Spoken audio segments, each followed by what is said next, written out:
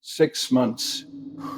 O's, 2 seconds. That is the number Iran's military put on the table. Not a vague threat, not diplomatic posturing buried in a communique that nobody reads.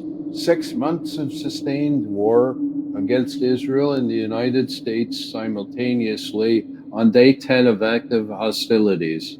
On Pawsey, 1.5 seconds. Now, before you dismiss that as bravado, stop. Because Ray McGovern, the man who spent 27 years inside the CIA, who briefed presidents, who watched governments construct narratives from thin air, Ray McGovern always said the same thing when someone in power made a bold, specific claim under pressure. He said, ask yourself who benefits from that number, and then ask whether they have the capacity to back it up. Because here's what most of the commentary you will see today will miss entirely. Donald Trump is pressing for a quick resolution. His political calendar does not accommodate a grinding, months-long war in the Middle East. And Iran knows that. Iran has always known that. The 6-month claim is not just a military assessment. It is a message carefully timed, directed squarely at Washington, not Tel Aviv. Pause 1.5 seconds. The question is not whether Iran can survive 6 months of war. The question is whether the United States politically, economically, and strategically can sustain one. That is the frame Ray McGovern would use, and that is the frame we're going to use today. Ray McGovern spent the better part of 3 decades watching intelligence get distorted before it reached the people who were supposed to act on it. He watched the gap widen between what analysts actually knew and what policymakers chose to believe or chose to say publicly. 1.5 seconds when he left the CIA in 1990, he did not go quiet. He kept watching, he kept analyzing, and he developed a discipline that is worth borrowing right now as the headlines on this conflict pile up faster than most people can process them. That discipline is simple. Separate the noise from the structure. 1 second, the noise right now is loud missile strikes, drone footage, political speeches, casualty figures being disputed in real time, press conferences that raise more questions than they answer. The structure, the underlying logic of who wants what they can realistically sustain, and where the pressure points actually are, that is quieter. You have to look for it deliberately. Or is 10 pause murder, mass murder, 1.5 seconds in the next 15 minutes or so? We are going to work through the structure of this conflict as it stands right now. We will look at what Iran's 6-month war claim actually means in military and political terms. We will examine what the United States and Israel can realistically absorb. And we will think carefully about where this goes, not in terms of what might happen tomorrow, but in terms of the forces that will determine the outcome weeks and months from now. Ray McGovern always said the most dangerous analysis is the analysis that tells people what they already want to hear. So if you came here for reassurance, this may not be the video for you. But if you came here to understand, then let's get into it. The claim came from senior figures within Iran's military command structure. 6 months of war readiness. The framing was deliberate, and the timing, day 10 of active conflict, was not accidental. At pause 1.5 seconds, here is what Ray McGovern would tell you to do with a claim like this. Do not evaluate it emotionally. Evaluate it structurally. What are they actually saying, and what are they not saying? What Iran is saying is this: we have prepared for a prolonged conflict, and we believe our adversaries, primarily the United States, have not. 1 second. What they are not saying is that they want 6 months of war. Nobody wants 6 months of war. The claim is about deterrence, about cost imposition, and about speaking directly to the American public's appetite or lack of it for another open-ended military engagement. Ray McGovern understood deterrence logic at a level most commentators do not. He watched it play out through the Cold War, through the Soviet collapse, through every major crisis from the 1960s through to the post 9/11 world. The core of deterrence is not capability alone. It is the credible communication of that capability in a way that changes the other side's calculations. 2 seconds, Iran has spent the last 15 years methodically building what military analysts call a layered deterrence architecture. That is not a phrase invented for this video. It is how Iran's own defense planners describe their strategy. It includes ballistic missiles with ranges covering the entire region, a drone arsenal that has been tested in real combat conditions, an air defense system that has been substantially upgraded since 2020, and a network of proxies across Lebanon, Iraq, Yemen, and Syria that function as extended pressure points. The mass murder, 1.5 seconds, the question of whether Iran can sustain 6 months of conventional military exchange with the United States and Israel is frankly the wrong question. Iran cannot win a conventional war against the U.S. military. It does not need to. Its strategy has never been about winning conventionally. It has been about making the cost of war high enough, long enough, that the other side decides the price is not worth paying. That is a very different military problem, and is one that the United States has struggled with repeatedly for the past 40 years. Afghanistan, in each of those cases, the United States held overwhelming conventional military superiority. In each of those cases, political and economic cost of sustaining the conflict eventually exceeded the political will to continue it. Iran's strategists have read that history carefully. Ray McGovern was never impressed by presidential rhetoric on war, not from the Democrats, not from the Republicans. He had seen too many presidents say too many things that bore too little relationship to the reality on the ground.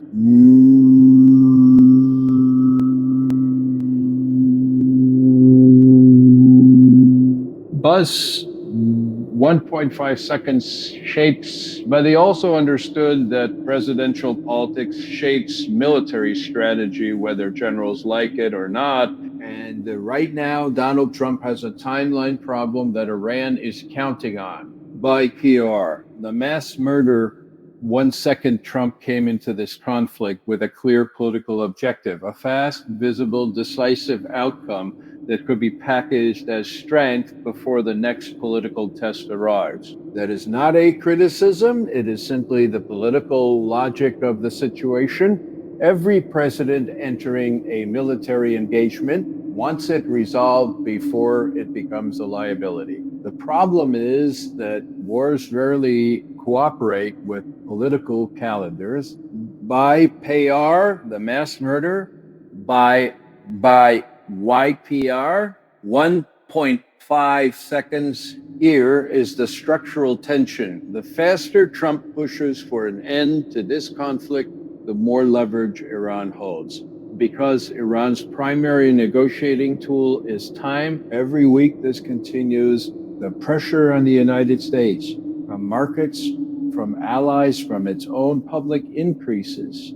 Every week this continues. The question of what exactly are we doing here and when does it end gets louder. What's 2 seconds? Ray McGovern used to point to a dynamic he called the escalation trap. It works like this. You enter a conflict with a limited objective and a short timeline The other side absorbs the initial strikes, repositions, and begins to impose costs of their own, not catastrophic costs, but steady grinding costs. Your limited objective starts to look insufficient. You have two choices: escalate to achieve it, or accept something that looks like less than what you went in for. Escalation carries its own risks.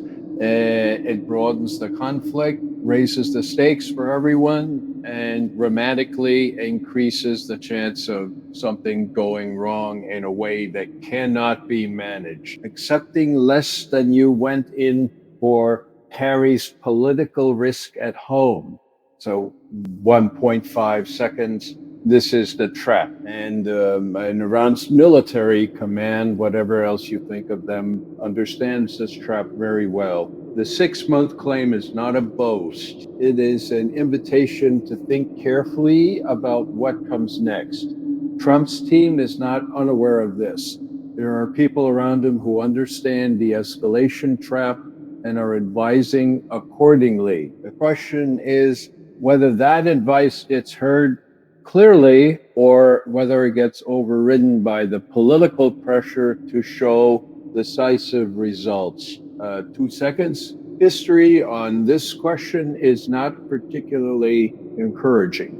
Ray McGovern had a complicated relationship with the analysis of Israeli military capability. He respected the intelligence. He had deep concerns about the policy, and he consistently made a distinction that most American commentators are reluctant to make: the distinction between what Israel can do militarily and what serves Israel's long-term interests. 1.5 seconds. Israel's military capacity in this conflict is real and formidable.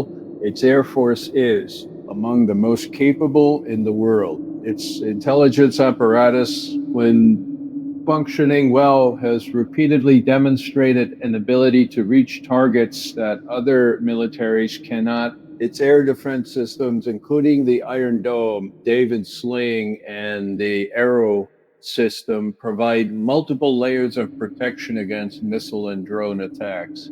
Here's what is in dispute: how long can those systems sustain a high tempo conflict with an adversary specifically designed to overwhelm them through volume? Iran's strategy against Israeli air defenses is not sophistication, it is saturation. Send enough projectiles and some get through. The October 2023 Hamas attack was a tactical intelligence failure, but Iran's approach to overwhelming Israeli air defense is about something different: sheer numbers from multiple directions simultaneously. 2 seconds Iron Dome is effective against short-range rockets.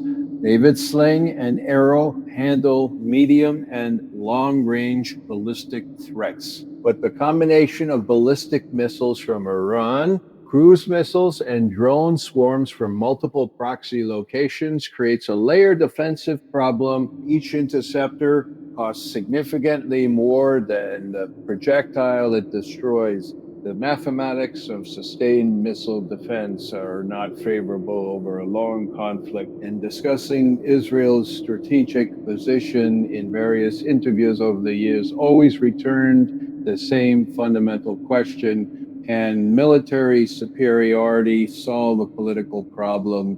His answer, drawn from long observation, was consistently, not permanently. Military force can create condition. It cannot by itself create durable outcomes.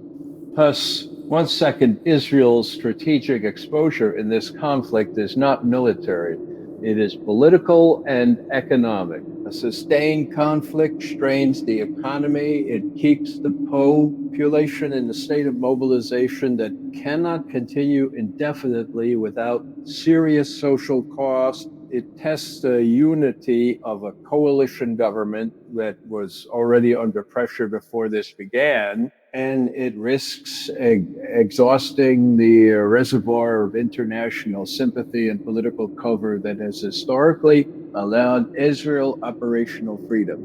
It means Israel, like every other party in this conflict, is operating under constraints that do not show up in the missile strike footage. Ray McGovern was always attentive to what he called the second order effects of military conflict, the things that do not make the front page on day 10, but that quietly determine the outcome by day 90. 1.5 seconds, the economic dimension of this conflict is one of those second order effects, and it deserves more attention than it is currently getting. Oil prices are already moving. The Strait of Hormuz, through which roughly 20% of global oil supply transits, is directly within Iran's reach. Iran has stated and demonstrated in the past a willingness to threaten that choke point under extreme pressure. A serious disruption to Hormuz shipping does not just affect gas prices in the United States. It sends shocks through global supply chains, hitting European and Asian economies that are already fragile. 2 seconds, the United States economy is not in a position of particular resilience right now. Inflation has been brought down from its peak, but it has not been eliminated. Interest rates have been elevated. Consumer debt levels are high. A sustained energy price shock layered on top of existing economic pressures would hit American households in a way that translates directly into political pressure on the administration. 1.5 seconds, Iran knows this. A 6-month war claim is partly a statement, about Iran's domestic resilience. Iran has been living under severe economic sanctions for over 4 decades. Its population has experienced economic hardship as a baseline condition. That does not make war good for ordinary Iranians, but it does mean Iran's tolerance for economic disruption, measured in political stability at home, may be higher than analysts who focus only on GDP figures tend to assume. 1 second, Ray McGovern used to draw a careful distinction between a government's tolerance for economic pain and its population's capacity to absorb it. Those are not the same thing. Authoritarian systems can sustain military efforts through economic hardship that democratic systems, with their feedback mechanisms and electoral calendars, cannot, at least not for as long. That asymmetry is a real strategic factor. It is uncomfortable to say,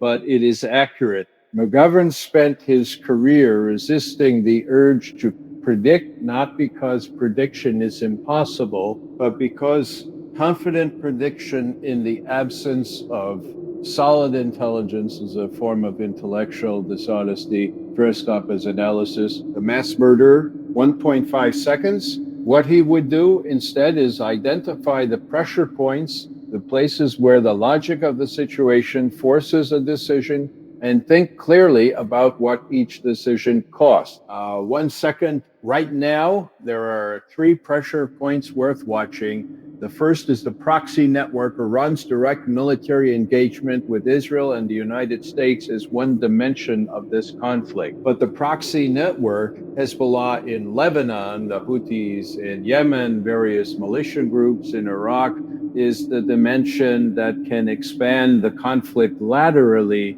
in ways that are very hard to contain. If the United States strikes Iranian territory directly and significantly, the proxy response will not be linear. It will be distributed, simultaneous, and designed to overload response capacity. The second pressure point is the domestic political situation inside Israel. Benjamin Netanyahu's government entered this conflict under serious internal pressure. Wars historically tend to consolidate governments around a common external threat, at least initially. But if the conflict extends and if the costs to Israeli civilians continue to rise, that consolidation begins to fracture. The political opposition does not disappear during wartime. It waits. They pause 1 second. The third pressure point is the most consequential: the US Israel relationship itself. The United States provides Israel with military hardware, diplomatic cover, and intelligence support. That relationship is durable, has survived significant disagreements over decades, but it is not unlimited. If this conflict expands in ways that begin to seriously damage American interests, economically, in terms of regional allies, in terms of domestic political cohesion, the pressure on Washington to impose constraints on Israel's military conduct will grow. That pressure exists already. It will increase. PR, the mass murder. 2 seconds, McGovern would not tell you how this ends, but he would tell you where to look. Watch the proxy network, watch the Israeli political situation, and watch the US-Israel relationship for signs of strain that do not show up in the official statements. There is an image that stays with you when you spend enough time studying how conflicts like this unfold. It is not dramatic. It does not come from a battlefield or a press conference. It comes from a negotiating room, usually a fairly ordinary one, somewhere in Europe or the Gulf, where exhausted people sit across from each other and begin slowly and reluctantly to price the cost of continuing versus the cost of stopping. 2 seconds, every conflict eventually reaches that room. The question is never whether it gets there. The question is how much is spent before it does. 1.5 seconds, Ray McGovern understood this at a level that comes only from years of watching the machinery of government operate under pressure. He understood that the public narrative of strength and certainty on all sides almost never reflects the private reality of contingency and doubt. Leaders who sound most confident in public are often most uncertain in private. The gap between the two is where history actually happens. 2 seconds, Iran's 6-month war claim is, in that context, a message about will as much as capability. It is saying, we have made our calculations. Have you made yours? The honest answer, the answer that serious analysts would give, is that all sides are still making those calculations. The trajectories are not fixed. The outcome is not determined. What happens in the next 2 to 4 weeks in terms of escalation decisions, proxy actions, and diplomatic back-channel activity will shape the frame of this conflict for months to come. The mass murder was not pessimism. McGovern's lasting lesson was not pessimism. It was not optimism. It was precision. Look at what is actually there, not what you want to see, not what the people with a stake in the outcome want you to see. What is actually there? Nor the loudest voices. Read the structure, watch the pressure points, and stay informed. If this analysis gave you something useful, frame a question, a way of thinking about this conflict that you did not have before, then share it with someone who is following these events. Like the video, so this kind of analysis reaches more people. And leave a comment with this question in mind. Do you think the United States has the political will to sustain a 6-month conflict in the Middle East? What is your honest assessment? I read every comment. The best conversations happen down there. This channel is not affiliated with Ray McGovern or any of his official representatives. The content you just watched is informational in nature, inspired by the publicly available analysis, writings, and interviews of Ray McGovern. It does not constitute professional, legal, or strategic advice. Before forming any major conclusions about events covered in this video. Please do your own research, consult primary sources, and weigh perspectives from multiple qualified analysts.